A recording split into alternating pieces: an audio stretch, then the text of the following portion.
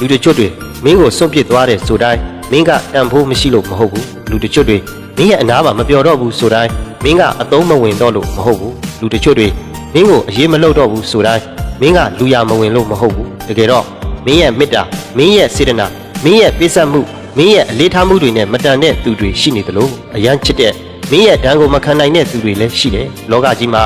လူတွေကလွယ်လွယ်နဲ့ရရင်တန်ဖိုးမထားချင်ကြဘူးဒါကိုမင်းသိရဲ့နောက်တစ်ခါဘယ်အရာကိုမှလွယ်လွယ်နဲ့အလကားမပြီးနဲ့စုပ်ပစ်ခံရတယ်ဆိုတိုင်းတန်ဖိုးမရှိလို့မဟုတ်ဘူးတစ်ဖက်က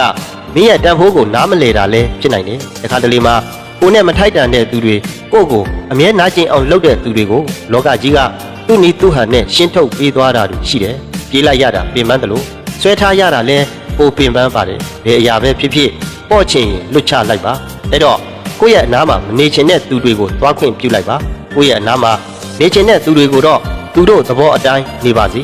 သူတို့ဆုံးရှုံးသွားတာကဂယုစိုက်ပစ္စပ်ပြီးချစ်ပေးတဲ့သူကိုဆုံးရှုံးသွားတာမင်းဆုံးရှုံးရတာကအမြဲစိတ်ဆင်ရဲပြီးနာကျင်အောင်လုပ်တဲ့သူတွေကိုဆုံးရှုံးရတာကဲဘယ်သူနာလဲမင်းမနာပါဘူးမင်းရဲ့ဘဝထဲကတချို့သောအမိုက်တွေရှင်းလင်းသွားတာပေါ့တယောက်တည်းနေလဲဖြစ်တယ်နှစ်ယောက်ရှိမှဘဝမဟုတ်ဘူးလောကကြီးမှာလူတွေများလေအပူပင်တွေများလေလေပဲကိုမိသားစုနဲ့ကို့အပေါ်တကယ်ကောင်းတဲ့သူတွေကိုပဲတန်ဖိုးထားပြီးချစ်မြတ်နိုးပါကျန်တဲ့အပေါ်ရန်တွေကိုအလေးအနက်ထားပြီးစိတ်ခံစားမနေပါနဲ့နောက်ထပ်လဲထပ်မမိုက်မဲချင်ပါနဲ့တကယ်တော့မင်းကသင်ခန်းစာတွေရဖို့အတွက်စာလေးတစ်ကြောင်းပဲဖတ်ရတာပါဒါကဘဝနဲ့ရောမျက်ရည်တွေနဲ့ပါယဉ်ပြီးရေးခဲ့ရတာဘာပဲဖြစ်ဖြစ်မင်းဖတ်ရတာတန်ပါတယ်ကွာ